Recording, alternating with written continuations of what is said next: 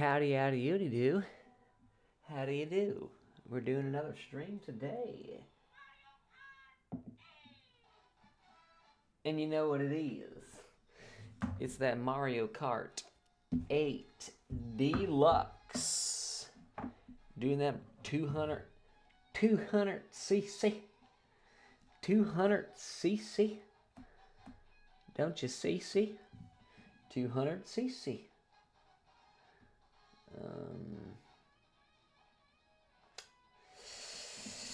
So I'm just gonna get right down to it. I don't have a ton of time to play today, actually. Pretty much just gonna play till 8 a.m. It's 7:32 right now, so hopefully we can get a couple Grand Prix in. Yeah, let's just get down to it. We got someone viewing me now, apparently, and I'd like to say hello. We're just doing some Grand Prix in Mario Kart 8. We're going to do that 200cc. Going for perfection, baby. I want that 3 stars. You see at the bottom there, I got the 3 stars on these almost the whole first row. So I guess we just go to the Crossing Cup and see what we got. Let's do it. Let's get it on. I just watched like a 50-minute video about this guy that used to work for Mr. Beast. His name is Jake Weddle. It's kind of some drama. I've been addicted to the drama recently. On social media way too much. It's a problem. It's affecting my health. But I'm going to talk about it anyway, because it's fairly interesting. Apparently, there's been a lot of kind of rumors going on about Mr. Beast and the ethics or lack thereof with his productions. If you don't know who Mr. Beast is, he's like the biggest YouTuber right now. He's like one of the fastest growing YouTubers ever. And he does this like really clickbaity stuff. Look him up. I'm sure you've probably seen him before. Just like really outlandish titles and thumbnails and videos. It's not really clickbait because he does deliver on the titles and thumbnails, the clickbait itself. But anyway, some really extreme conditions in his videos, which is why they're so clickable and enticing to watch. It's very dramatic. So naturally that leads to some compromising situations. So I don't want to like spread rumors that aren't facts, but it's pretty interesting. It seems a little sketchy, and you got to be wary of our human tendency to attach ourselves to drama, and to cancel people. I don't like cancel culture. I believe in forgiveness. And I'm just like aware of, that tendency of us humans to put people off their pedestal. So I want to be like aware of that when talking about stuff like this and when making my own judgments too. You know what I mean? But I don't know. The interview with this Jake Weddle guy, it seems pretty legit as far as like his accusations and the stories he's telling. Like, I don't know why or how he could lie about this stuff without getting like fact checked. So we'll see how it plays out. The video I think was just posted yesterday. So the beautiful thing about the free market and the internet is that it's really hard to make bold claims in the face of the public without getting fact checked. Like, we all just have access to being able to look up information and kind of like verify stuff to some extent. So, oh shit. So I'm not saying that people can't be misinformed. You totally can, especially if you watch like mainstream news media and stuff like that. But I don't know. I have faith in in the world and people and the masses to just like put forth the checks and balances necessary in order to like bring people to the truth. I don't know if that's making any sense, but I hope that the truth does come out eventually about this story, because if what this Jake Weddle guy is saying are true, something does need to be done. I just said I don't like cancel culture, and I don't, as far as like canceling people for things that aren't really that absurd. It's just like you're gonna cancel somebody for your extreme views. You know, like woke culture is very guilty of this. You know, like somebody saying something inflammatory, like free speech. I don't know, like Harrison Butker on the Kansas City Chiefs, the kicker, that made those like controversial remarks during his graduation commencement speech at a Catholic college and expressing extreme Catholic views. I totally understand how they are inflammatory and people could get offended by them, but like he had every right to say them, and I think they also got taken out of context for the sake of drama and headlines and clickbait as information was disseminated and dispersed through media. It made it seem like a lot worse than it was. And like I don't necessarily agree with everything that Harrison Butker said. You know, like I'm not really against contraceptives and stuff like that, but like the things that people were most upset about was like not really, like they were jumping to conclusions and making assumptions and like connecting dots that didn't have to necessarily actually be connected. Like he was saying that the most honorable thing that a woman can do is to be a homemaker. And I get how that would be offensive to, like, you know, entrepreneurial women and women that are seeking other virtues in life outside of the traditional family, right? Like, but the thing is, he didn't say that if women aren't mothers, then they're not doing valuable things and contributing to society. He just said that, in his opinion, the highest value that a woman can provide is to be a mother, a homemaker. And I get where he's coming from. Like, I'm not saying I 100% agree with that, but I kind of see where he's coming from, and I kind of do agree in the sense of, like, if you are a humanist, if you are for the human race, and you want progress, true progress, and you want us humans to be connected and develop and to want what's best for humans, isn't one of the most important roles in society a mother? Like raising kids, which are the future? I know that that can be like a limiting perspective in some ways. But like I think we undervalue parenthood. I think that's what a lot of like social problems derive from, is just people without parents, people without, like, the lack of fatherhood is very obvious. Like there's a lot of degradation in society due to the absence of fathers in their children's lives. I don't think that's debatable. And I just think that the same goes for women. So it's not limiting women in their capacity to do something. He's not saying, he even said in the speech, like, there's going to be a lot of women in this school that are graduating that are going to go and run businesses and be successful women in their careers and have high value careers, and that's fantastic. Go do that. But like what he was defending is the kind of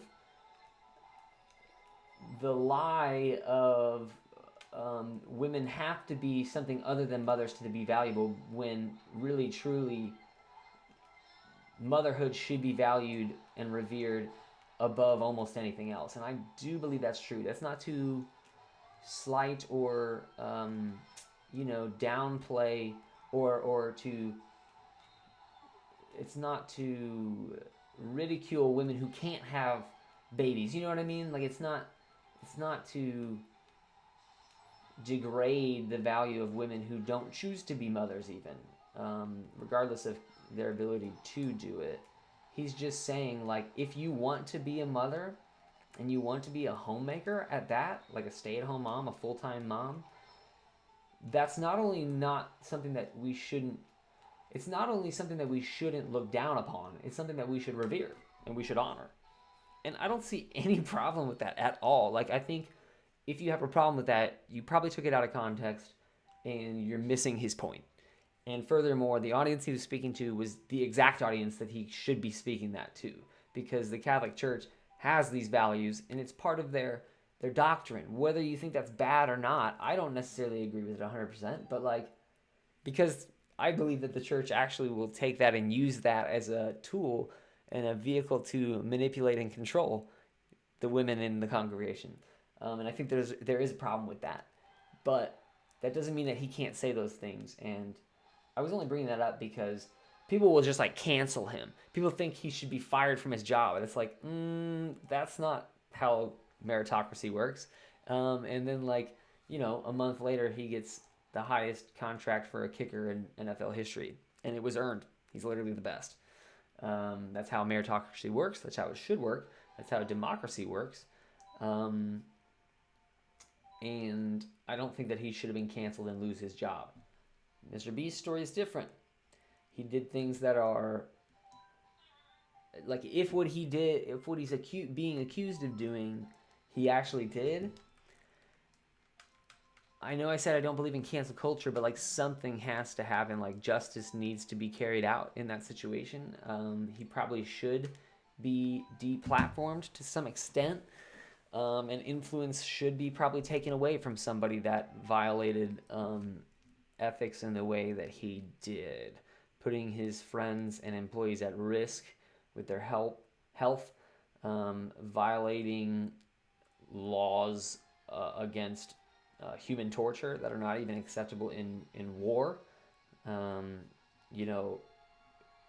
putting his employees in compromising positions to where they needed to sacrifice their health and their sleep in order to make the video content be what Mr. Beast Jimmy wanted it to be for the sake of viewership and monetary gain. So I think it's something to think about. I'm not trying to tell you to jump on the bandwagon. Like, definitely do your research. I'm not even sure how I think about it, but it's something that probably should be talked about. So I'm talking about it here. In case you're somebody that just like watches Mr. Beast's video, but the controversial videos and accusations and the videos that I'm talking about are not popping up in your feed. But you're continuing to watch Mr. Beast's videos and remaining unaware of these things. I'm not like trying to talk about it as if to be like some like part of the revolution of getting Mr. Beast canceled or anything like that. I'm just having a conversation in the morning, playing Mario Kart. I have 8 followers on Twitch. I've got like 3 subscribers on YouTube, so I am not really in a position to affect change with my conversation and influence. But you're watching this video, and maybe that's just one more person to join the battle for truth, because I am about that. I am a proponent of truth. I am a proponent of free speech. I am not a proponent of the evil things that Jimmy and his productions are being accused of, his associates. Most of the stuff, other than like the putting people, his employees at risk and being basically harassing her, having a hostile work environment and things that just like violate code of ethics in the business place for profit. Like, I know he says he like puts the videos back, or the money that he gets from the videos back into the videos, and like he reinvests it, but that doesn't make it a non-profit, right? It's still for profit, and reinvesting is still a mode of gaining more wealth. You know what I mean? And I don't believe that he's actually not making money and profiting and building his own personal wealth. So, like, he comes out and says it on social media all the time, and in interviews he's like, I don't make any money off these videos. And it's like, yeah, you fucking do. Like, you might not pay taxes, and maybe you do pay just enough taxes so that you don't get in trouble, but like, you're doing the same thing as all these other millionaires and billionaires in the 1% do, of just like putting money in a certain place at a certain time to avoid taxes. I'm not accusing him of avoiding taxes, for the record. I'm suspicious. It's like, of course you would say that on record. Of course you would say stuff that would get you out of any sort of implicating offenses. So, just food for thought. I'm not trying to cancel people. I'm against cancel culture. You know, Mr. Beast has provided value. He's given free knowledge to young creators on how to grow their channel, and I think that is valuable, and I don't want to like discredit that. You know what I mean? Like, Michael Jackson made fantastic records. He wrote fantastic music that brought people together and whatever, but like, he diddled children, and you shouldn't do that, and that's objective. Holy shit, hold on. Oh. Can I do it? No, I can't. Gotta start over on that one. And I think we should be able to separate the actions of the person and the creative outcomes of the person's good actions. So, like, we should be able to listen to Thriller and enjoy the music without being proponents of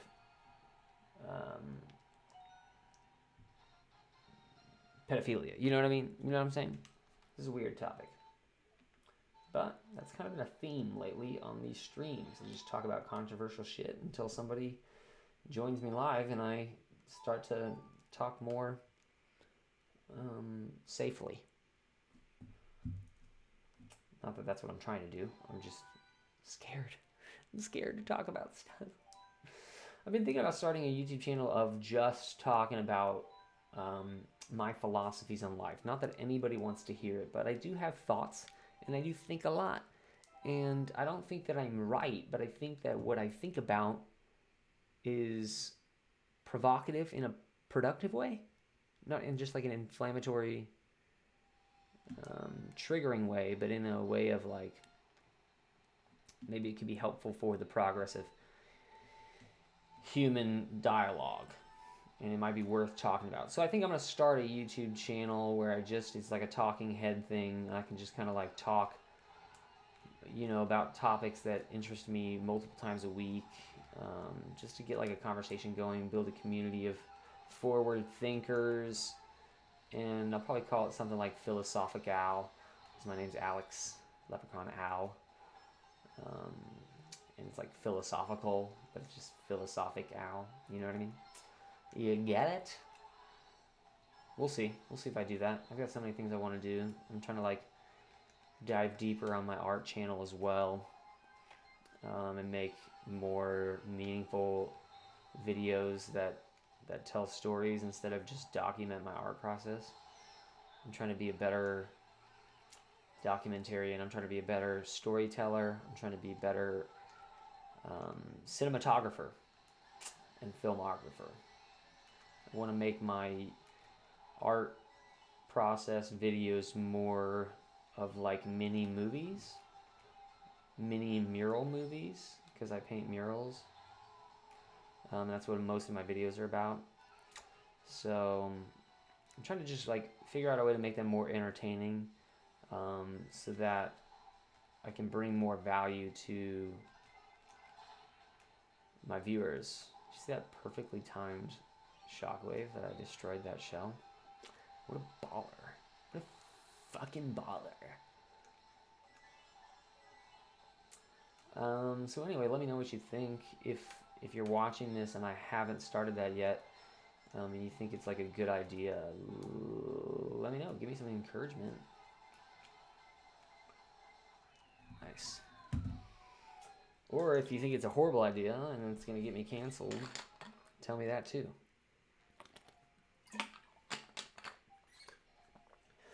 Or just don't talk to me. Leave. I bet at the time that you're watching this that I have already probably uploaded some videos to my art channel that are in the same vein that I'm explaining, that I'm describing. So you could just go check those out and let me know what you think about those. That's probably the actual more valuable critique that you could offer me if you're so willing to do so. No pressure. You can always just keep watching the hours worth of video game content that I have out, and the weird conversations that I get into with myself when nobody's watching. I had a great stream yesterday with my newest followers, Joe and Ninsy.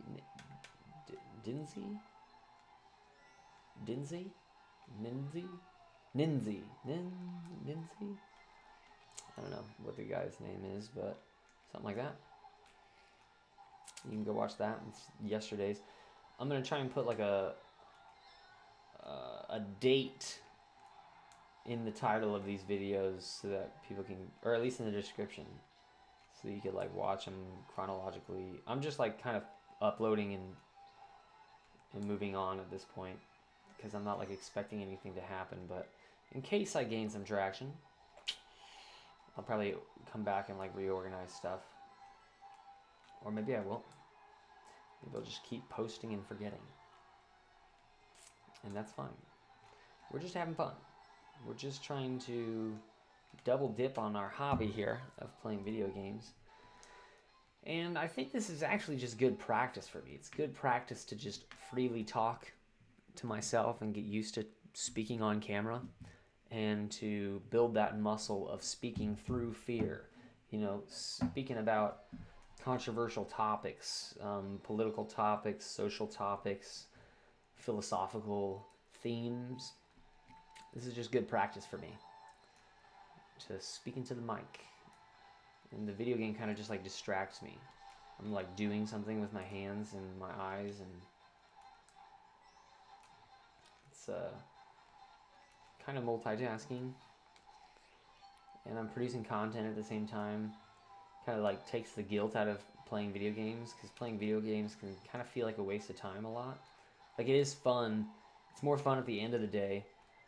I will say it's the beginning of the day right now. It's just about 8 a.m. So to play video games at this time of day as an entrepreneur feels kind of weird, because I feel like I need to like optimize my time and like be productive with all the hours of my day. So like the fact that I'm just like spending an hour at the beginning of my day playing video games seems the opposite of productive. But if I'm recording it and I'm streaming it and I'm building an audience and I'm practicing my speaking ability, and I'm like also like, it's kind of like a diary almost of like my thoughts.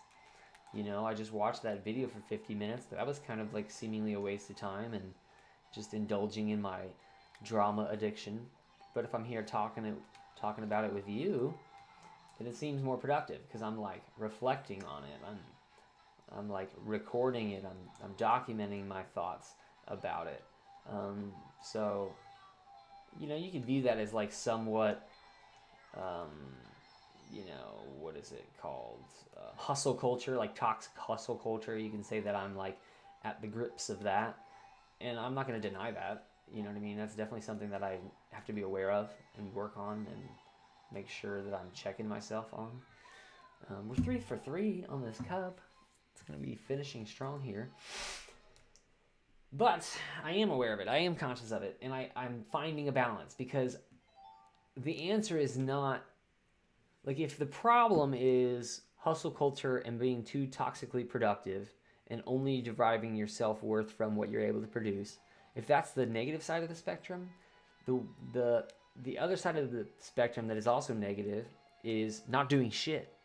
Like just sitting around and being a hedonist and not creating and just consuming all the time and just like being at the whims of your emotion and your immediate impulses. I would rather be toxically productive, because at least that like has maybe a monetary return or like some growth or learning at the other side of it. Whereas like just being a pure hedonist, I don't know what the benefit of that is. Living your life? The fuck does that even mean? So that's just me. That's just my personality. I'm not trying to shame anybody. I'm not trying to make people feel guilty or like say that there is a right or wrong. I just know myself. I've been that hedonist. I've been the person that just smokes weed all day, every day, and gets fucked up every weekend. That was me in college. I would like do the bare minimum work in college to get a decent grade and to pass the curriculum. I wasn't taking advantage of those beautiful studios in my art classes and pushing myself to be a better artist and learning and making lasting connections with people that would benefit my future. I wasn't doing that. I was just like seeking pleasure. I was watching a bunch of porn. I was fucking jerking off all the time. I was like just hanging out and not. I was like hanging out with people that, you know, I'm grateful for my friends. I'm not trying to like diss my friends or anything, but I was hanging out with people that would also enable that kind of action, like that were also seeking hedonic pleasure and not finding meaning. And I think I kind of like missed out on a lot in college because of that. Like I probably could have built some more meaningful connections and worked harder and taken advantage of the fact that I was, you know, in an environment where I had 6,000 peers my age with similar mindsets, you know, on a campus that was like within a 5-mile radius, all these kids that I could have been networking with, that I could have been like pushing my art out to, that I could have been co-creating with, that I could have been collaborating with. So I'm not going to regret it because I went to school. I did practice social skills. I did build somewhat of a network. I mean, a lot of my art collectors now are people I went to school with. And I learned a lot. I broadened my perspective. I'm not regretting my college experience, but I wish I would have been more like I am now back then, because I probably could have taken more advantage of that situation and not wasted so much time. Because I don't know, you know, you regret things you don't do more than the things that you do. So I kind of wish I would have hustled just a little bit harder, like 5% harder in school. So anyway, that's all I have for you today. Sorry if this wasn't that entertaining. Let me know what you think in the comments. Subscribe for more. Catch me on my live streams. I'm on Twitch. I've been doing it every morning for like the last week and a half, pretty much from the hours of like anywhere between 7 and 9 a.m. Central Time, USA. So try and catch me on those streams. Follow me on Twitch, and then you'll get updates of when I'm going live. If you want to talk to me live, and we can have more meaningful conversation instead of me just rambling to myself. So thanks for tuning in. See you next time.